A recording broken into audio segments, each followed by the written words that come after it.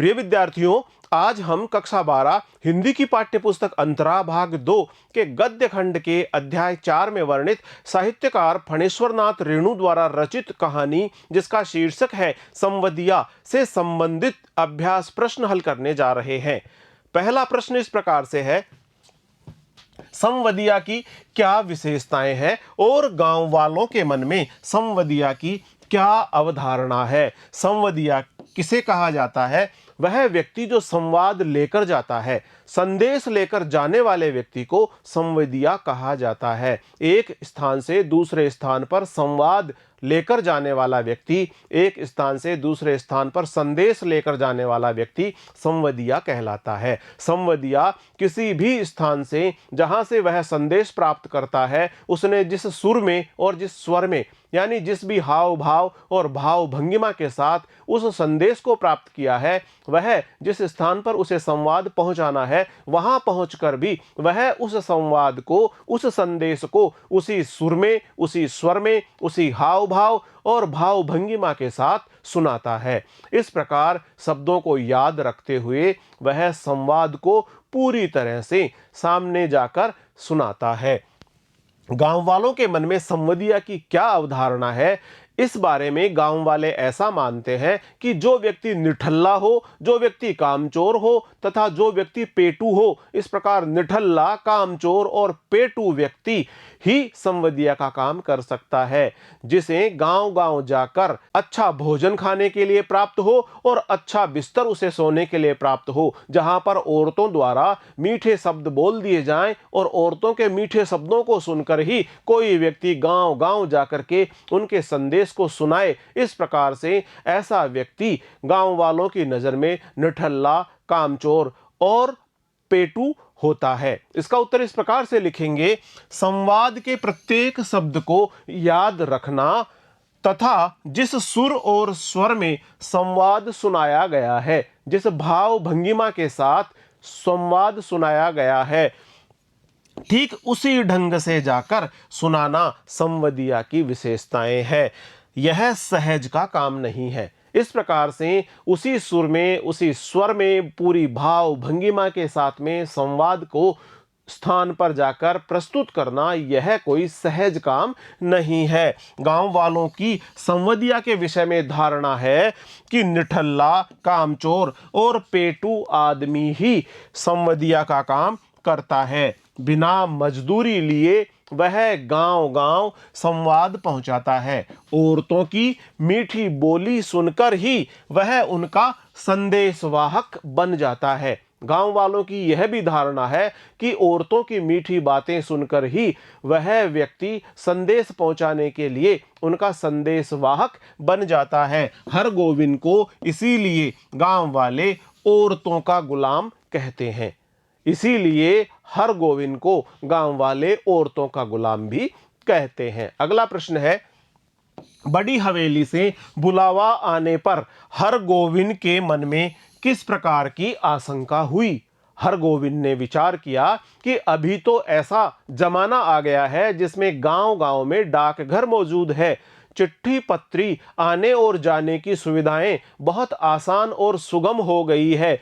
ऐसा होने के बावजूद भी ऐसा हो सकता है कि कोई बहुत ही गुप्त और महत्वपूर्ण समाचार होगा। ऐसा समाचार जिसकी खबर सूरज और चांद को भी न पड़े, ऐसा समाचार जिसको कोई पंछी और परेवा भी न जान सके। इस प्रकार बहुत ही गुप्त एवं महत्वपूर्ण समाचार को एक स्थान से दूसरे स्थान पर भिजवाने के लिए ही उसे बड़ी हवेली से बुलाया गया है। इसका उत्तर इस प्रकार से लिख सकते हैं, बड़ी हवेली से संवदिया हर गोविंद के लिए जब बुलावा आया तो उसे आशंका हुई कि जरूर कोई गुप्त संवाद बड़ी बहू को कहीं पर भिजवाना है, जिसकी खबर चांद सूरज तक को न हो और जिसे पंछी परेवा भी न जान सके। अन्यथा आज के जमाने में जब गांव-गांव में डाकघर खुल गए हैं, तब किसी को संवदिया के माध्यम से संवाद भिजवाने की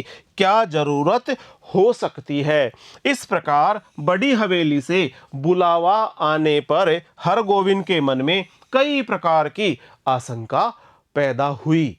अगला प्रश्न है, बड़ी बहुरिया अपने मायके संदेश क्यों भेजना चाहती थी? बड़ी बहुरिया अपने मायके इसलिए संदेश भिजवाना चाहती थी, वह अपनी माँ को यह संदेश भिजवाना चाहती थी कि अब उसका जीवन बहुत कष्टपूर्ण स्थिति में व्यतीत हो रहा है, उसे खाने को भी पूरा भोजन नहीं प्राप्त हो रहा है, वह बथुआ का साग खा खाकर अपना समय बिता रही है। दूसरी ओर मोदियाइन जो गांव में दुकान करती थी, वह भी अब उधार सामान नहीं देती है, और यदि उधार सामान भी देती है तो उसका बार बार तगादा करती है। इस प्रकार वह अपनी माँ के पास यह संदेश भेजती है कि उसकी इस प्रकार की बहुत दुर्दशापूर्ण स्थिति होने के कारण उसे उसकी माँ अपने मायके में बुलवा ले। वह तो अपने भाई और भाभी की सेवा करती रहेगी और वह बच्चों की जूठन खाकर वहीं किसी कोने में पड़ी रहेगी, लेकिन यदि उसकी माँ ने उसे नहीं बुलाया तो वह आत्महत्या भी कर सकती है। वह अपने गले में घड़ा बांधकर किसी पोखरे में डूबकर अपनी जीवन लीला को समाप्त भी कर सकती है। इस प्रकार का कष्टपूर्ण और दुखपूर्ण उसका जीवन व्यतीत हो रहा है। बड़ी बहुरिया अपने मायके में इस कारण संदेश भेजना चाहती थी। बड़ी बहुरिया के पति की अकाल मृत्यु हो जाने से हवेली की दुर्दशा हो गई थी। जैसा कि बड़ी बहुरिया के पति की अकाल मृत्यु हो गई थी और पति की मृत्यु होने के बाद उसका जीवन बहुत कष्टपूर्ण हो गया था, बहुत ही दुर्दशापूर्ण जीवन वह व्यतीत कर रही थी। तीनों देवर शहर जाकर बस गए थे, रैयतों ने जमीन पर दखल कर लिया था। अब बड़ी बहुरिया बहुत कष्ट में थी, बड़ी हवेली में अकेली रहती थी, उसके खाने पीने की व्यवस्था भी नहीं हो पाती थी, उसे कोई उधार भी नहीं देता था। मोदियाइन तगादा करके उसे अपमानित भी किया करती थी। बथुआ का साग खा खाकर वह गुजारा करती थी। भोजन में भी उसे पर्याप्त सामग्री नहीं मिलती थी और वह बथुआ का साग खा खाकर ही अपना गुजारा किया करती थी। अतः उसने अपनी माँ के पास संवदिया के द्वारा यह संदेश भिजवाया कि माँ उसे शीघ्र बुला ले। वह भाभी के बच्चों की झूठन खाकर किसी कोने में ही पड़ी रहेगी। यदि ऐसा न हुआ तो वह आत्महत्या कर लेगी और वह अपने प्राण त्याग देगी। इस कारण उसकी बहुत ही खराब स्थिति होने के कारण बड़ी बहुरिया ने अपनी माताजी के पास ऐसा संदेश भिजवाया। अगला प्रश्न है, हरगोविंद बड़ी हवेली में पहुंचकर अतीत की किन स्मृतियों में खो जाता है? हरगोविंद जैसे ही बड़ी हवेली में पहुंचता है तो वह अतीत की उन स्मृतियों में खो जाता है जब यह हवेली बहुत ही शानो शौकत से भरी हुआ करती थी। यहाँ पर नौकर नौकरानियां खूब सारा काम करते हुए दिखाई पड़ते थे। बहुत सारे मजदूर भी यहाँ पर आते और जाते हुए दिखाई पड़ते थे। हर प्रकार की रौनक इस हवेली में हुआ करती थी। इस हवेली की बड़ी पुत्रवधू के हाथों में मेहंदी लगाने वाली नायन भी आसानी से अपना गुजारा कर लेती थी। यानी इस घर की, इस हवेली की बड़ी बहू के हाथों में मेहंदी लगाने के एवज में बहुत सारा पारिश्रमिक स्वरूप धन राशि भी नाइन को प्राप्त हो जाती थी। इस प्रकार से वहां पर बड़ी हवेली पूरी शान शौकत और भव्यता के साथ में हुआ करती थी। लेकिन समय बदला और अब वर्तमान में ऐसी स्थिति है कि बड़ी बहुरिया को, यानी इस हवेली की बड़ी पुत्रवधू को, एक सूप में अनाज साफ करना पड़ रहा है। उसे बथुआ साग खा खाकर अपना जीवन यापन करना पड़ रहा है। एक नौकर था, वह भी अब चला गया है और उसके यहाँ पर बंधी हुई गाय भी अब रंभा रंभा कर भोजन और पानी की मांग कर रही है। इस प्रकार हरगोविंद इन सभी स्मृतियों में खो जाता है। इसका उत्तर इस प्रकार से लिख सकते हैं, हरगोविंद संवदिया बड़ी हवेली पहुंचकर अतीत की स्मृतियों में खो गया। अब यह नाम की ही बड़ी हवेली है। पहले यहां पर दिन रात नौकर नौकरानियों और मजदूरों की भीड़ लगी रहती थी और आज बड़ी बहुरिया अपने हाथ में सूप से, जिस उपकरण से अनाज को साफ किया जाता है, जिसे छाजला भी कहा जाता है, सूप से वह अनाज फटक रही थी। कभी बड़ी बहुरिया के हाथों में मेहंदी लगाकर गांव की नाइन अपने परिवार का पालन पोषण कर लेती थी, और अब इन सब कामों को बड़ी बहुरिया को अपने हाथों करना पड़ रहा है। बड़े भैया के मरते ही सब खेल खत्म हो गया। शेष बचे तीनों भाइयों में लड़ाई झगड़ा हुआ। जैसे ही बड़े भैया की मृत्यु हुई, उसके पश्चात उनके सभी भाइयों ने लड़ाई झगड़ा करना शुरू कर दिया। रैयतों ने जमीन पर कब्जा कर लिया। जो किसान थे, किसानी कर रहे थे, उन्होंने जमीनों पर कब्जा कर लिया, और अब वे तीनों भाई शहर में जा बसे। बड़ी बहुरिया के देवर देवरानी अपने बच्चों सहित शहर में जाकर बस गए। बड़ी हवेली में बड़ी बहुरिया को अकेले ही जीवन यापन करना पड़ रहा था, और बड़ी बहुरिया का जीवन बहुत ही कष्टपूर्ण स्थिति में था। अगला प्रश्न है, संवाद कहते वक्त बड़ी बहुरिया की आंखें क्यों छलछला आई? बड़ी बहुरिया का जीवन बहुत ही संघर्षमय है, बहुत ही कष्टपूर्ण है, और उसके जीवन के इन्हीं कष्टों और संघर्षों के कारण वह इन सब चीजों को वेदनामय होकर झेल रही है। उसके हृदय की वेदना का भाव इतना अधिक बढ़ गया कि उसकी आंखें छलछला आई। उसे याद हो आया कि वह बड़ी हवेली की कभी बड़ी पुत्र वधू होने के नाते हर प्रकार से सुख समृद्धि का जीवन यापन करती थी। सुख समृद्धि भरे जीवन यापन करने के बाद अब समय ऐसा पलटा कि उसे अपने ही हाथों से अनाज साफ करना पड़ रहा है। उसकी गाय रंभा रही है, चारे पानी की मांग कर रही है, उसका नौकर भी उसके पास में नहीं है। बथुआ साग खा खाकर उसे अपना जीवन यापन करना पड़ रहा है।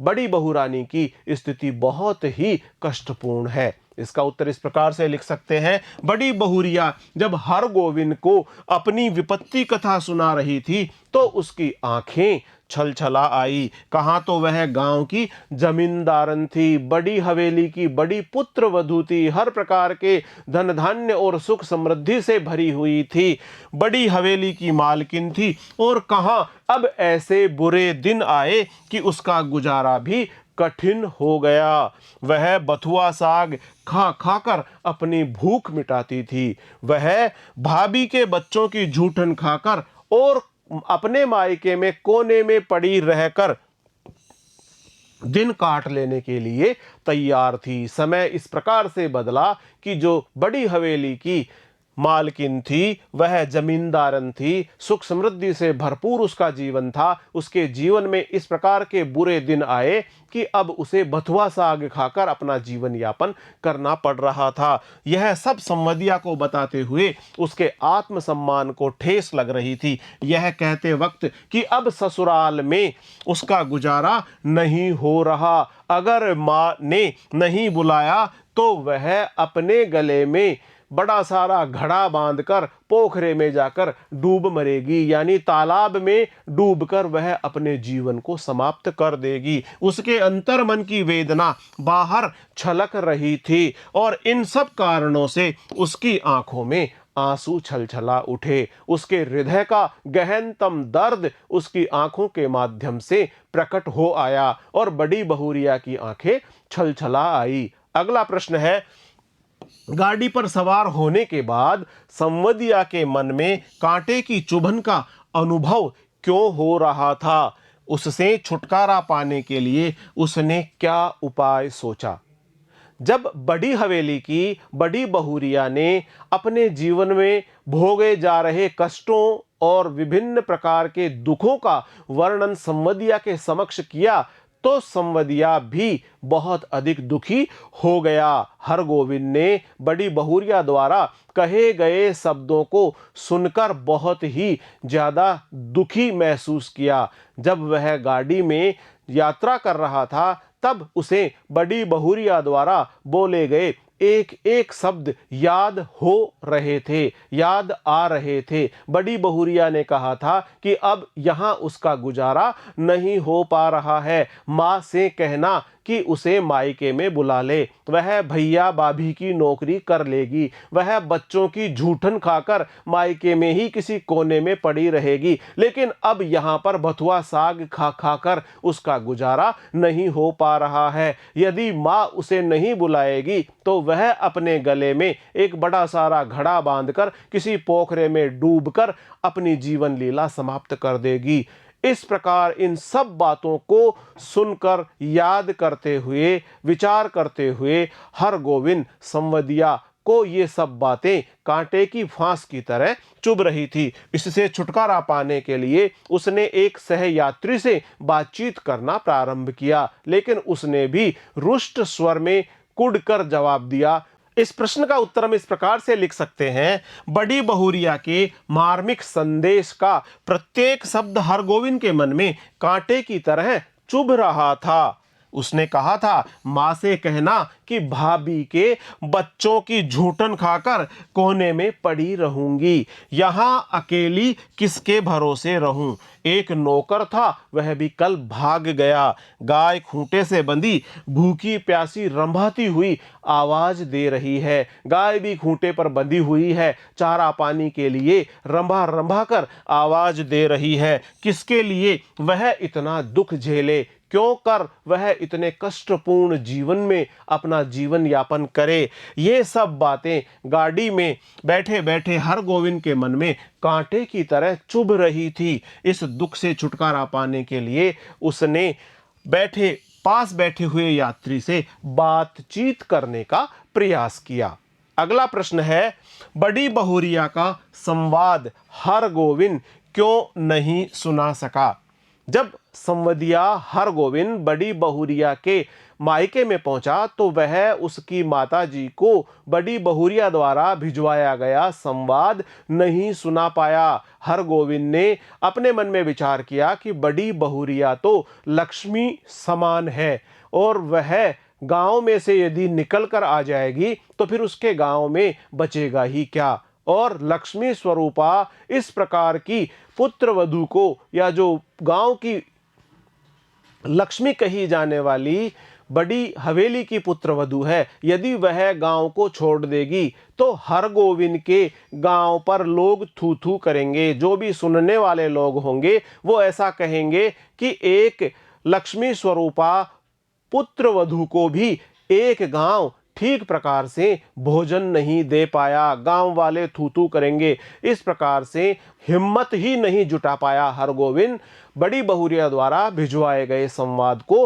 उसकी माताजी को कहने के लिए, और वह उस संवाद को बड़ी बहुरिया की माताजी को नहीं कह पाया। इसका उत्तर इस प्रकार से लिखेंगे, बड़ी बहुरिया पूरे गांव की लक्ष्मी थी। यदि वह बड़ी बहुरिया की विपत्ति कथा उसकी माँ से कहता तो वह उसे अपने पास बुला लेती। इस प्रकार यह पूरे गांव की बदनामी होती। गांव की लक्ष्मी गांव छोड़कर चली जाएगी, तब गांव में क्या रह जाएगा। सुनने वाले हरगोविंद के गांव का नाम लेकर थू थू करेंगे। कैसा गांव है जहां लक्ष्मी जैसी बहुरिया दुख भोग रही है।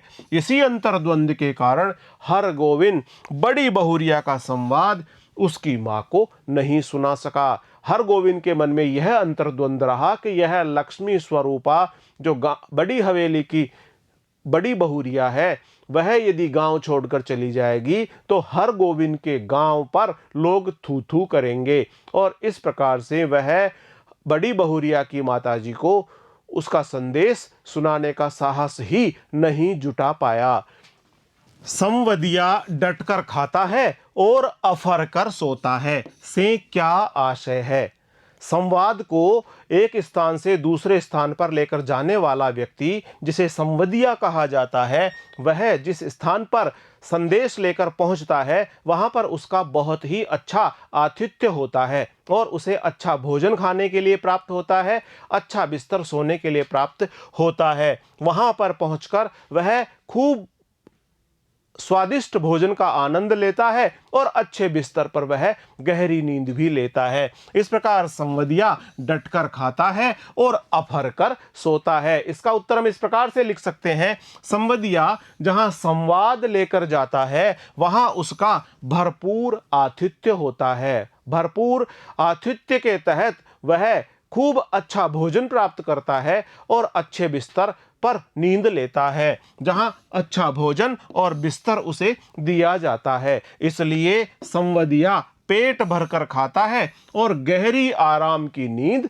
सोता है। संवदिया एक प्रकार का दूत होता है जो अपने स्वामी का संदेश दूसरों तक ससम्मान पहुंचाता है। अपने स्वामी का संदेश वह ठीक तरीके से अभिव्यक्त करता है। जिस सुर में और जिस स्वर में संवाद को कहा गया है, उसी सुर और उसी संवाद में वह उस संदेश को पहुंचाता है। वह संदेश के महत्व का विचार करके उसको ज्यों का त्यों पहुंचाता है तथा संदेश भेजने वाले के हाव भाव तक को सजीव अभिव्यक्ति देता है। जिस हाव भाव में, जिस भाव भंगिमा के साथ उस संदेश को कहा गया था, उसी प्रकार से वह उस संदेश को पहुंचाता है। वह संदेश की गोपनीयता को भी बनाए रखता है। उसके महत्वपूर्ण कार्य के लिए उसको अच्छा खाना और अच्छा बिस्तर प्राप्त होता है। इस प्रकार से उसके महत्वपूर्ण कार्य को देखते हुए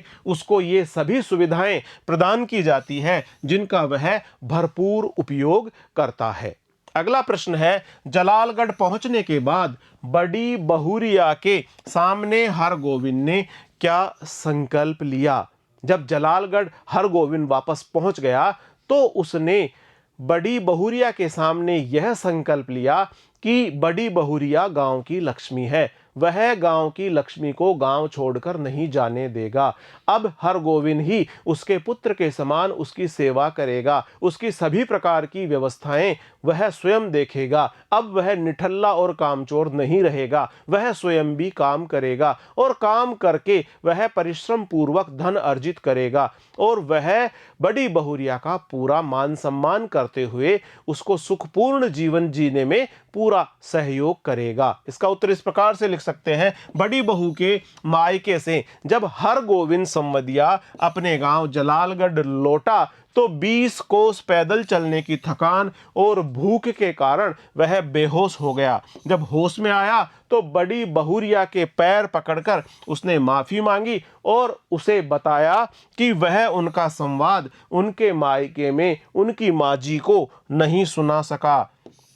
हरगोविंद ने बड़ी बहुरिया से संकल्प व्यक्त किया कि आज से मैं आपका बेटा हूं और आप मेरी ही नहीं सारे गांव की मां के समान हैं। आप गांव छोड़कर नहीं जाएंगी, गांव की लक्ष्मी गांव को छोड़कर नहीं जाएगी। अब मैं आपको कोई कष्ट नहीं होने दूंगा, मैं आपकी पूरी तरह से देखभाल करूंगा, आपकी देखभाल मैं बेटा बनकर करूंगा और निठल्ला न रहकर अब कामकाज भी करूंगा, आपका सारा काम भी मैं ही करूंगा, बस आप गांव छोड़कर कहीं पर भी नहीं जाएं। अगला प्रश्न इस प्रकार से है, डिजिटल इंडिया के दौर में संवदिया की क्या कोई भूमिका हो सकती है? वर्तमान में डिजिटल इंडिया का दौर है जिसमें सूचना और तकनीकी का प्रयोग कर संदेशों का आदान प्रदान बहुत ही तीव्रता से किया जाता है, जिसमें श्रव्य दृश्य माध्यमों का प्रयोग करते हुए टेलीफोन, मोबाइल, कंप्यूटर, टेलीविजन इत्यादि का प्रयोग करके सूचनाओं का बहुत ही तेजी से आदान प्रदान किया जाता है। गांव-गांव में डाकघर खुल गए हैं, चिट्ठी पत्री को भेजना बहुत ही आसान और सुगम हो गया है। इस प्रकार वर्तमान स्थितियों में, इस जमाने में जिसे डिजिटल इंडिया का जमाना कहा जाता है, इसमें संवदिया का बहुत ज़्यादा महत्व नहीं है, लेकिन फिर भी किसी महत्वपूर्ण विषय को, किसी महत्वपूर्ण बिंदु को यदि एक स्थान से दूसरे स्थान पर पूरी गोपनीयतापूर्ण तरीके से भिजवाया जाए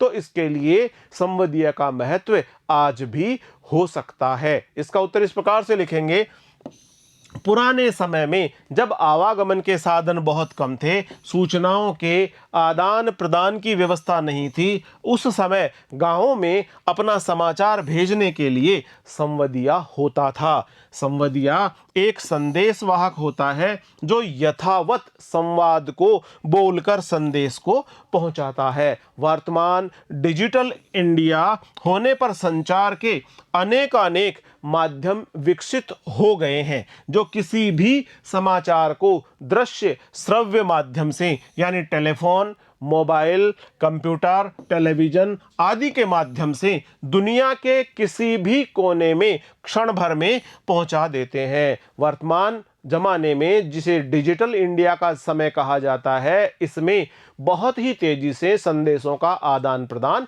किया जा रहा है। अतः डिजिटल इंडिया में संवदिया की प्रत्यक्षतः कोई भूमिका नजर नहीं आती, लेकिन संवदिया एक विश्वसनीय व्यक्ति होता है जो संवाद को बहुत ही चतुराईपूर्ण तरीके से उस संवाद को प्राप्त करने वाले तक पहुंचाता है। विश्वसनीय व्यक्ति होने के कारण ही वह उस संवाद को बहुत ही चतुराई से और विश्वास पूर्वक सुनाता है। अतः विशेष क्षेत्रों, परिस्थितियों में तथा परंपरा के अनुसार संवदीय का आज भी महत्व हो सकता है। प्रिय विद्यार्थियों, आज हमने अध्याय 4 में साहित्यकार फणीश्वरनाथ रेणु द्वारा रचित कहानी जिसका शीर्षक है संवदिया से संबंधित अभ्यास प्रश्न हल किए हैं।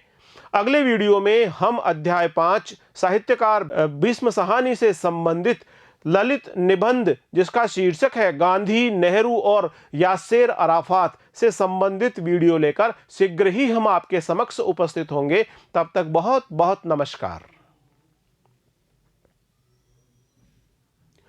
प्रिय विद्यार्थियों, आज हमने साहित्यकार फणीश्वरनाथ रेणु द्वारा रचित कहानी जिसका शीर्षक है संवदिया से संबंधित अभ्यास प्रश्न हल किए हैं। अगले वीडियो में हम अध्याय 5 साहित्यकार भीष्म साहनी द्वारा रचित गांधी, नेहरू और यासेर अराफात से संबंधित वीडियो लेकर शीघ्र ही आपके समक्ष उपस्थित होंगे। तब तक बहुत बहुत नमस्कार।